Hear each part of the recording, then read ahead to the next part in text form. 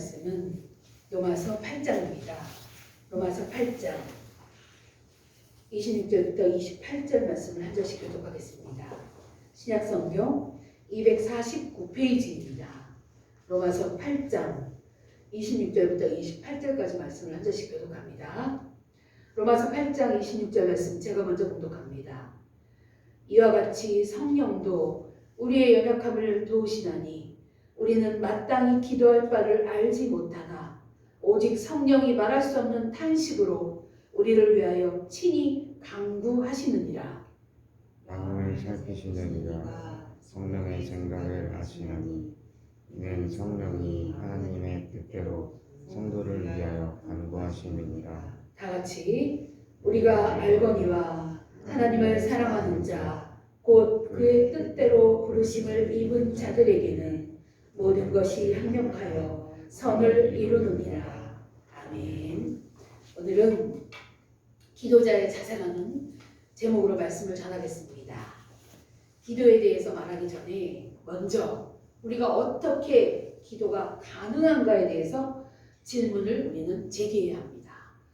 어떻게 기도가 가능한가? 이것이 우리가 하는 모든 기도의 출발점이 되어야 합니다. 어떻게 기도가 가능한가?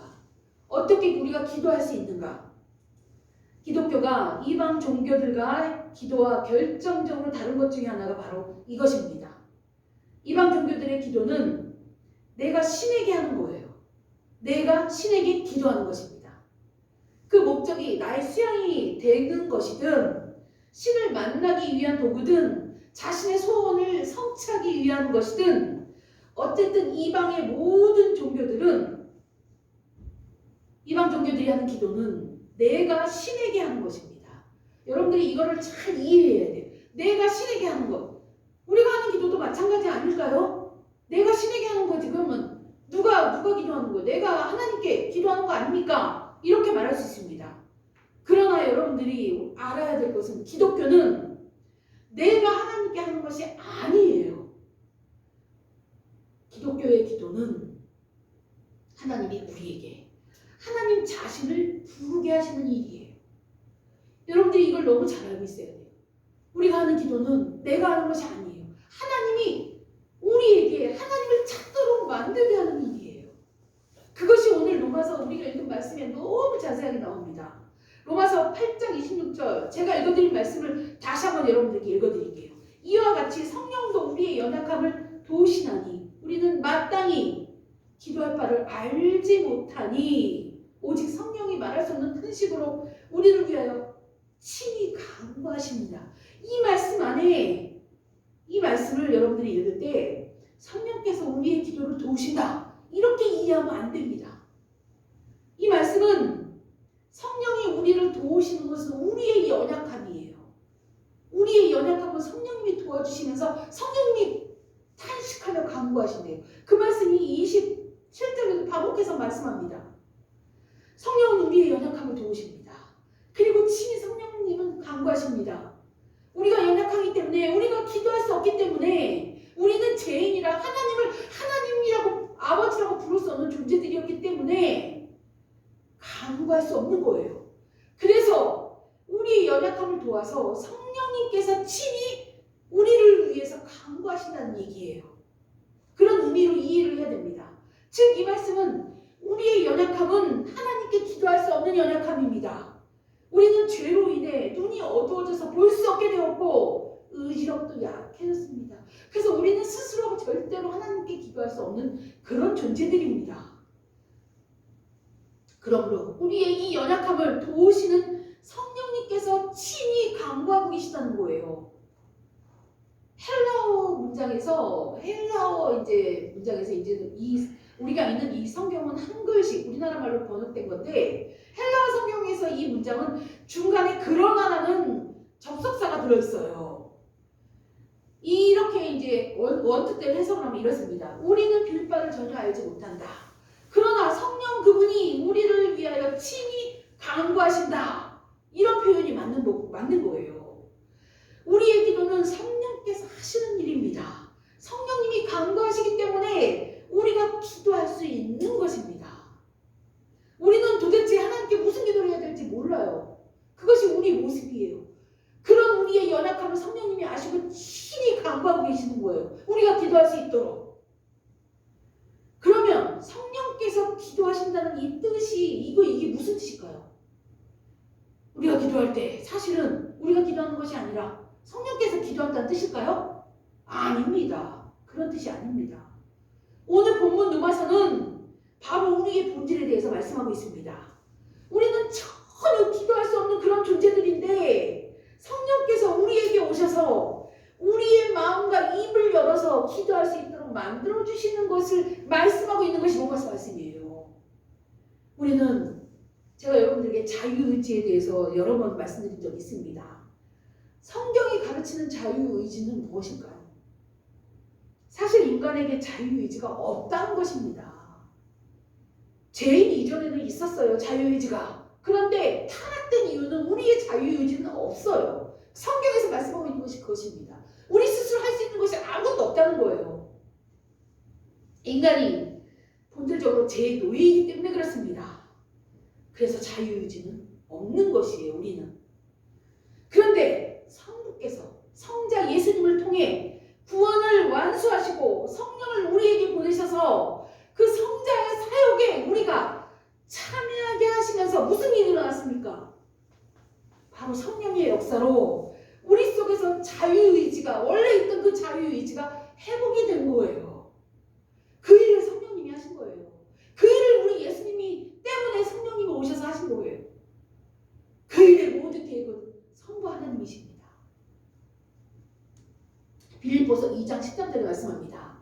너희 안에서 행하시는 이는 하나님이시니 자기의 기쁘신 뜻을 위하여 너희로 소원을 두고 행하게 하시나니, 성령님 때문에 우리가 예수님이 하신 일 때문에 그 예수님을 믿기만 하면 이제 하나님의 일을 우리가 할 수 있다는 것이에요. 이렇게 우리가 소원을 갖게 된 것입니다. 원래 우리는 우리의 자유의지는 하나님을 향해 소원을 가질 수가 없었어요. 죄 때문에 타락했습니다. 그런데 하나님이 우리 속에 성령을 통해 일하심으로 우리가 하나님을 향해 소원을 가질 수 있게 된다는 말씀입니다. 기도도 마찬가지예요. 로마서는 우리가 전혀 기도할 수 없는 그런 자들이라고 말씀합니다. 그런데 성령께서 말할 수 없는 탄식으로 우리의 연약함을 도우시며, 그래서 그분이 우리 속에서 기도하게 하시면 우리가 입을 열어 마음을 들어 하나님께 기도하게 된다는 것입니다. 그래서 이제 우리는 기도할 수 있는 그런 존재가 된 거예요. 종교개혁자 칼빈이 기도에 대해서 말씀한 내용이 있습니다. 기도는 믿음의 인도를 따른다. 이런 얘기를 우리 칼빈 선생님이 하셨어요. 기도는 믿음의 인도를 따른다. 여기서 이제 두 가지 내용이 나왔는데, 이 말은 믿음이 없는 자는 기도할 수 없다, 그런 뜻입니다. 또 다른 하나는 믿음이 있는 자는 기도할 수밖에 없다, 그런 내용을 포함하고 있는 거예요. 이 칼빈이 기도는 믿음의 인도를 따른다, 이 말 안에 두 가지를 포함하고 있는데, 믿음이 없는 자는 기도할 수 없다, 믿음이 있는 자는 기도할 수밖에 없다, 그 얘기예요. 믿음이 없는 자는 기도를 못해요. 근데 믿음이 있는 자는 기도를 안 하고는 못 살아요. 이 얘기를 하시는 거예요. 그래서 우리는 기도에 대해서 말할 때 이교도가 하는 그런 기도를 생각하면 안 됩니다. 우리가 바라는 것은 우리보다 더 크고 능력이 있는 신에게 아뢰는 것이라고 생각하면 안 되는 거예요. 이것도 틀린 말은 아니지만 바른 기도는 이것이 아니란 얘기예요. 오히려 기도가 하나님이 신자에게 주시는 선물이라는 것을 기억을 먼저 해야 되는 것입니다. 우리보다 능력이 있는 전능하신 하나님께 기도하는 게 틀리다는 얘기가 아니에요. 기도를 먼저 생각할 때 하나님이 나에게 주신 선물이구나. 나는 절대 기도할 수 없는 존재들인데 성령님 때문에 내가 기도할 수 있구나. 이걸 먼저 우리가 알고 기도를 해야 된다는 얘기예요. 칼빈의 이 기도에 대한 이 말을 두 가지 뜻을 제가 좀 더 깊이 있게 자세하게 여러분들에게 말씀드리려고 합니다. 첫 번째가 이제 칼빈이 말한 기도는 믿음의 인도를 따른다. 그 내용의 첫 번째가 믿음이 없는 자는 기도할 수 없다. 이 내용을 이제 설명을 좀 드리려고 합니다. 왜 기도가 믿음과 불가분의 관계로 연결되어 있을까요? 왜 그럴까요? 왜 기도하면 믿음이 없으면 기도 못할까요? 기도는 하나님이 내 입을 열어 스스로의 길을 말씀하시기 때문에 그렇습니다. 내가 하는 것 같지만 내가 하는 것이 아니란 얘기예요. 그리고 기도는 하나님이 우리 속에 성령을 부어주셔서 그 성령께서 우리의 길을 제시하시고 또 우리가 구해야 할 바를 알게 하시고 또 하나님이 원하시는 바를 우리에게 알려주시는 일이기 때문에 그렇습니다. 기도는 전적으로 믿음이 있는 자만이 할 수 있는 것이기 때문에 그렇습니다. 믿음이 없으면 우리는 하나님의 뜻을 알 수도 없고 기도할 수도 없어요. 무슨 기도를 어떻게 해야 할지도 몰라요. 믿음이 없는 자의 기도는 미신이 될 수밖에 없고 또 자기를 위한 일을 어떤 심적 대상에게 기여하는 그 정도밖에 될 수가 없어요. 하지만 믿음이 있는 자의 기도는 내가 하나님께 무엇인가를 구하는 것이 아니라 내 속에 있는 성령 하나님이 우리를 위하여 탄식하며 기도하는 것이기 때문에 본질적으로 내용이 달라요. 세상 사람들처럼 뭐 주세요 주세요 주세요 이런 내용이 아니라는 거예요. 먼저 하나님의 영광을 구하고 감사하고 그런 것부터 시작하면서 끊임없는 감사와 진짜 은혜를 막 하나님께 기도하면서 그러면서 나의 소원을 아뢰는 것이 기도란 말이에요. 세상 사람들은 그냥 뭐 주세요 이렇게밖에 안 해요. 우리는 다르단 말이에요. 왜냐하면 성령 하나님이 우리 안에 계셔서 우리를 바른 기도로 우리를 인도하시기 때문에 그렇습니다. 모세가 구약 성경을 보면 모세가 이스라엘 백성들을 위해서 하나님께 기도한 내용이 나와요. 아주 위대한 기도를 하셨죠. 이 출애굽기 32장 32절 말씀인데 제가 읽어드리겠습니다. 들어보세요. 그들의 죄를 사하시옵소서. 그렇지 아니하시오면 원하건대 주께서 기록하신 책에서 생명책에서 내 이름을 지워버려 주옵소서. 모세는 이스라엘 백성의 위대한 지도자였어요. 하나님이 이스라엘 백성들의 죄를 위해서 그들을 다 죽이려고 하실 때 모세가 이런 기도를 합니다. 하나님이 택한 이스라엘 백성들 죄를 용서해 주세요. 그렇지 아니하실 거면 생명책에 있는 내 이름도 지워주세요. 이렇게 기도하는 거예요. 이 기도가 얼마나 위대한 기도인지 여러분들이 생각을 해보셔야 됩니다. 만약 기도가 본질적으로 자신만을 위한 간구라면 어떻게 모세처럼 이런 기도가 나올 수 있을까요? 아무리 내가 사랑하는 대상이라고 할지라도 인간 편에서 생각을 해보면 이렇게 기도할 수는 없습니다. 아무리 헌신적인 사람이라도 아무리 위대한 지도자라도 자신을 위해 살려고 하지 자기를 지옥불에 던져가면서 다른 누군가를 구하려고 하지 그런 기도를 하는 사람은 이 세상에 없습니다. 그저 현실적이에요. 이게 모세처럼 이런 기도할 수 있는 사람은 없어요. 성령 하나님이 내 안에서 역사하지 않는 이상은 우리는 이런 기도 절대 할 수 없습니다. 모세는 이때 강력한 성령의 역사가 임했기 때문에 이런 기도를 할 수 있었던 거예요. 이 모세의 기도가 모세의 기도를 생각해보면 누가 생각이 납니까? 예수님이 생각이 나잖아요. 인류의 죄를 위해서 스스로 십자가를 지신 이 예수님, 이 대속적인 기도를 모세가 한 거예요. 그래서 모세는 예수님을 예표하는 그림자라고 말을 하는 것이에요. 이 순간에 이 모세도 우리가 똑같은 인간인데 어떻게 이런 위대한 예수님과 같은 그런 대속적인 기도를 할 수가 있었을까요? 바로 성령 하나님이 그 안에서 역사하셨기 때문에 그렇습니다. 이것이 바로 성령 하나님께서 사람에게 역사하여 하게 하시는 기도예요. 우리도 이런 위대한 일을 할 수 있습니다. 얼마든지. 예수님을 믿는 모든 이들에게는 성령 하나님이 임재했습니다. 그것이 강하게 나타나느냐 아니면 나의 의지가 더 강해서 그 성령의 역사가 드러나지 않는 거냐 그 차이예요. 이런 기도는 자신의 안락을 위한 이방 종교의 기도와는 결코 차원이 다른 기도입니다. 이방인들은 이런 기도를 이해할 수가 없어요. 주님이 가르쳐주신 주기도문도 마찬가지입니다. 우리가 왜 예배 때마다 주기도문성 찬양을 부르면서 주기도문을 낭독합니까? 주님은 제자들이 예수님한테 물어봐요. 주님, 우리가 어떤 기도를 해야 합니까? 이렇게 묻는 질문에 예수님은 하늘의 하나님 나라가 이 땅에 임하도록 그렇게 기도해. 이런 기도를 가르쳐 주셨어요. 제일 먼저 하나님 나라가 이 땅에 이루어지도록 해 주옵소서. 첫 번째 기도가 이거예요. 이런 기도를 먼저 하라고 제자들에게 알려주셨어요. 너 제일 먼저 기도해야 돼 하고 알려주신 게 하나님 나라가 이 땅에 이루어지도록 하라는 기도였어요.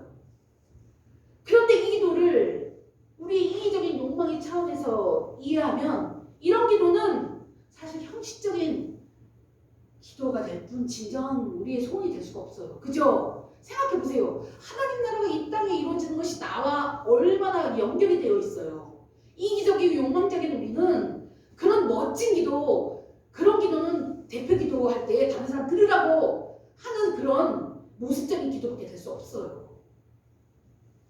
어떤 사람이 진심으로 하나님 나라가 이 땅에 임하는 것을 자신의 가장 간절한 소원으로 삼을 수 있을까요? 우리 인간은 이기적인 존재입니다.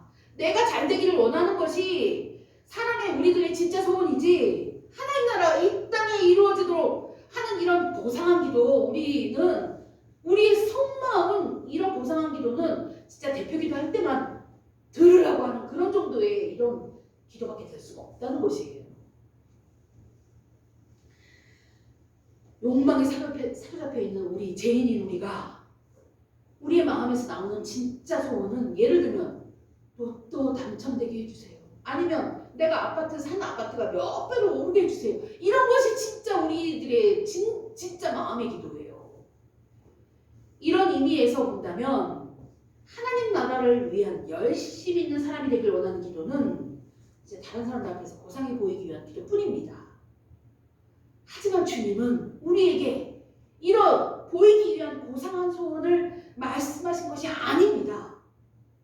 사람은 무엇을 위해 기도할지 모를지라도 성령께서 믿음 있는 자들의 마음에서 탄식함으로 기도해야 할 바를 우리에게 알려주십니다. 사람으로서는 생각할 수도 없는, 사람으로서는 다가올 수도 없는 말 그대로 하나님 아버지를 위한, 전적으로 하나님 나라를 위한 그런 기도를 할 수 있도록 해주시는 것입니다. 그러므로 신자의 기도는 세수적인 기도와 다릅니다.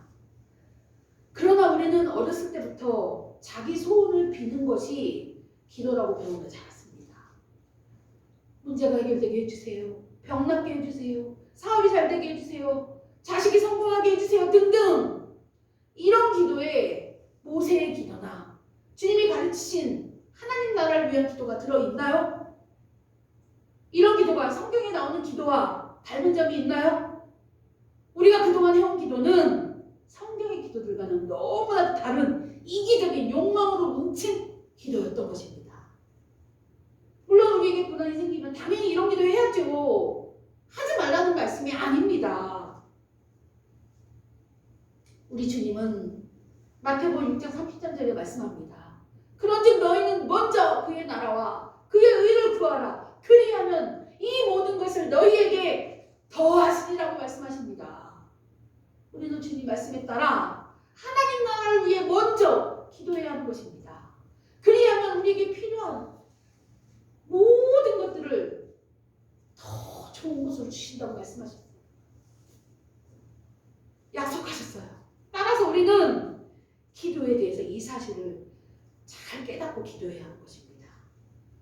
그러므로 믿음이 있는 자만 기도할 수 있다는 이 칼빈의 말씀의 의미는 믿음이 있는 자에게는 성령께서 탄식하심으로 기도의 제목을 주시기 때문인 것입니다. 우리에게 기도의 제목을 주세요. 무슨 기도를 해야 될지 알려주신다는 거예요. 우리가 욕망으로 구하는 세속적인 기도는 그런 거와 전혀 다른 것을 성령님께서 주시고 또 그 기도를 할 때 우리 마음 전부가 그것을 실제로 바라고 소망하도록 성령께서 우리의 마음을 움직여 주신다는 것을 기억해야 합니다. 성도 여러분, 성령의 도우심으로 믿음 있는 자의 기도를 하시는 여러분이 되기를 기도합니다. 두 번째로 믿음이 있는 자는 기도할 수밖에 없다. 이 말씀에 대해서 설명을 좀 드리겠습니다. 믿음이 있는 자는 기도할 수밖에 없다. 기도는 믿음의 인도를 따른다는 이 칼빈의 말씀에 두 가지 의미가 있다고 제가 말씀드렸죠. 첫 번째가 믿음이 없는 자는 기도할 수 없다고, 두 번째가 믿음이 있는 자는 기도할 수밖에 없다예요. 믿음이 있으면 무조건 기도한다 그 얘기예요. 다시 말해 기도는 선택사항이 될 수 없다 그 말씀입니다. 기도는 필연입니다. 우리는 기도하지 않고는 살아갈 수가 없는 존재들이에요. 믿음이 있기 때문에 그 믿음 때문에 우리는 기도를 안 하고는 못 사는 존재들이란 말입니다. 기도를 통하지 않고는 신자가 존재할 수 없기 때문에 그렇습니다. 왜냐하면 우리가 이 땅에서 살아가는 동안 우리에게 필요한 어떤 것도 필요한 무엇이든지 하나님으로부터 말미암지 않고는 나올 수가 없기 때문이에요. 야고보서 1장 17절의 말씀을 읽어드릴게요. 온갖 좋은 은사와 온전한 선물들이 다 위로부터 빛들이 아버지께로부터 내려오나니 우리에게 필요한 모든 것들이 다 하나님 아버지로부터 내려오기 때문에 우리는 기도해야 하는 것입니다. 나에게 필요한 것이 있어요? 기도해야 돼요. 왜냐하면 그건 하나님이 주시는 것이기 때문에 그렇습니다. 다른 것들은 우리의 기도에 응답해 줄 수 없습니다. 오직 전능하신 하나님만 주실 수가 있는 것이에요. 그래서 기도하는 거예요. 그래서 하나님께 기도하는 거예요. 필요한 거 있잖아요. 그 필요한 거 하나님이 주시기 때문에 하나님께 기도해야 되는 것입니다. 말씀 그대로 모든 좋은 것들이 다 하나님께 있어요. 그렇기 때문에 우리가 기도해야 하는 것입니다. 우리 하나님 아버지로부터만 좋은 것이 나올 수가 있습니다. 우리는 죄로 점철되어 있고 경건하게 살면 내가 그 경건하게 살았던 그것으로 교만해지는 존재들이에요. 우리는 하나님께 전적으로 의지하지 않고는 결코 이 세상에 신자로 살아갈 수 없는 존재들입니다. 바로 여기에 기도의 필요성이 있는 것입니다. 하나님의 은혜 외에는 그 어디에서도 좋은 것이 나올 수가 없기 때문에 우리는 신자는 믿음이 있는 자는 기도해야 하는 것입니다. 성도 여러분, 하나님의 은혜 외에 그 어디에서든지 좋은 것이 나올 수 없다는 것을 알고 하나님만 전적으로 의지해서 기도하는 여러분이 되기를 기도합니다. 우리는 기도를 내 편에서 하는 것이라고 생각을 하고 있었습니다. 그동안 내가 하는 거야. 내가 하나님께 하는 거야. 그죠? 이제 그것이 아니죠. 이제는 우리는 다르게 생각해야 됩니다. 기도는 내가 하는 것이 아니에요. 내가 한다고 할 때 무슨 기도를 하지? 어려워. 이런 생각이 들어요. 이때 기도의 주체가 나이기 때문에 내가 기도하는 자가 됐기 때문에 그런 생각이 듭니다. 하지만 기도가 진정한 의미에서 성령께서 하시는 것이라고 생각을 하면 우리는 태도가 바뀌어요. 어떤 태도예요? 하는 게 아니라 듣는 거예요. 성령님이 나에게 무슨 기도하라고 어떻게 알려주실까? 그걸 들어야 되는 거예요. 즉 성령께서 내 속에서 어떻게 말씀하시는지 살피고 듣는 자세로 기도하게 되는 것입니다. 이것이 우리 기독교인들의 기도예요. 이것을 기도의 계시 중심적 성격이라고 이 용어가 있습니다. 계시 중심적 성격. 기도야말로 우리가 하나님이 우리에게 말씀하시는 방편인 것입니다. 우리는 전통적으로 개혁교회에서는 기도를 은혜의 방편이라고 말해왔습니다. 은혜의 방편이란 말은 우리가 받을 수 있는 그 은혜의 수단이 기도란 얘기예요. 개혁주의는 그런 은혜의 방편을 세 가지로 말씀하였습니다. 여러분들이 다 아는 내용이에요. 말씀, 성례, 바로 기도입니다. 말씀, 하나님 말씀. 성례가 뭐예요? 성찬과 세례식이에요. 기도, 우리가 너무 잘 아는 기도. 이것이 하나님으로부터 은혜를 받는 방편, 수단이라는 거예요. 말씀과 성례와 이 기도가 하나님이 우리에게 은혜를 주시는 수단이라는 것입니다. 내가 하나님의 은혜를 받고 싶어요. 그럼 뭐예요? 말씀을 듣고 읽어야 돼요. 성찬에 참여해야 돼요. 세례받아야 돼요. 그리고 기도해야 되는 것입니다. 그래야 하나님으로부터 은혜를 받고 내가 원하는 걸 성취할 수 있다는 것이에요. 기도는 결국 은혜를 주시는 방편이기 때문에 1차적으로 하는 것이 아니라 받는 것이라고 말하는 것이에요. 여러분 이 사실을 너무 잘 기억을 해야 합니다. 기도는 내가 하는 것이 아니라 받는 것이다. 뭘 받아요? 하나님 은혜를 받는 하나님의 말씀을 듣는 거예요. 여러분들이 깊이 있는 기도 깊이 있게 기도하면 하나님이 말씀을 주세요. 머릿속에 생각으로 넣어주세요. 하나님, 제가 어떻게 해야 될까요? 기도해요. 그럼 하나님 머릿속에 생각을 쑥 넣어주십니다. 이렇게 알겠습니다. 그렇게 순종할게요. 이런 기도를 우리가 해야 되는 것입니다. 이런 기도를 해본 분이 어떻게 하나님이 없다고 부정을 합니까? 어떻게 예배를 안 드릴 수가 있습니까?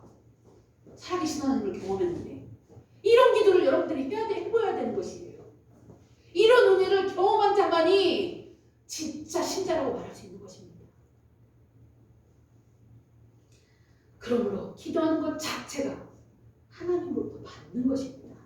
그래서 언제나 기도는 하나님이 우리에게 말씀하시는 방편이라는 것, 즉 계시 중심적 성격을 갖고 있다는 걸 알고 이것이 강조되어야 되는 것이에요. 기도는 내가 하는 것이 아닙니다. 받는 것이에요. 하나님의 은혜를 받고 하나님의 계시를 내가 받는 것입니다. 잠언 28장 9절에 말씀합니다. 사람이 귀를 돌려 율법을 듣지 아니하면 그의 기도도 가증하니라. 하나님의 말씀을 듣지 않으면서 내가 하는 기도는 가증한 기도예요. 가짜 기도란 얘기예요. 진짜 기도가 아니란 말씀입니다. 야고보서 4장 3절에도 말씀합니다. 구하여도 받지 못하면 정욕으로 쓰려고 잘못 구하기 때문이야. 이런 말씀입니다. 우리의 욕심을 채우려고 하는 기도 하나님이 안 들어주신다는 얘기예요. 이로써 기도는 하나님의 뜻에 부합되는 것, 하나님의 말씀을 듣는 것입니다. 우리는 이런 바른 자세로 기도해야 합니다. 들으려고 하는 자세. 기도해야지. 하나님이 나에게 무슨 말씀을 주시나 들어야지. 나의 길을 어떻게 인도하시나 내가 들어야지. 하나님이 인도하시는 그 뜻에 따라 내가 순종해야지. 이게 기도를 하는 거예요. 내가 기도하는 것이 아니라 성령님께서 기도하십니다. 기도를 통해 말씀하시는 성령님을 듣는 것이 기도입니다. 기도는 계시 중심적이어야 합니다. 이런 바른 기도를 하는 여러분이 되기를 정말 간절히 기도합니다. 하나님의 말씀을 들으려고 하는 겸손한 자세로 기도하는 여러분이 되기를 축복합니다. 기도드리겠습니다. 아버지 하나님, 오늘은 바른 신자가 하는 기도가 어떤 것인지 알게 하시니 감사합니다. 그동안 저는 일방적으로 제가 하나님께 하는 기도를 했던 것을 이 시간에 그것이 잘못되었다는 것을 깨닫게 해주시니 감사합니다. 하나님부터 듣는 기도를 할 수 있도록 은혜를 내려주시옵소서. 하나님 앞에 하나님 말씀을 드리려고 겸손한 자세로 들으려고 하는 그 자세로 기도하는 우리들이 될 수 있도록 우리를 인도하여 주시옵소서. 그래서 아버지의 뜻이 무엇인지, 나를 향한 아버지의 계획이 무엇인지, 나를 향한 아버지의 소망이 무엇인지 알게 하시고 그 뜻에 순종하며 이 세상에서 하나님께 영광 드리며 하나님을 기쁘시게 하는 삶을 살아갈 수 있도록 은혜 내려 주시옵소서. 모든 영광 주님께 올려드리며 감사드리며 우리 주 예수 그리스도의 이름으로 기도합니다. 아멘. 찬송가 364장 찬양 부르시면서 준비하신 예물 공유해 주시겠습니다.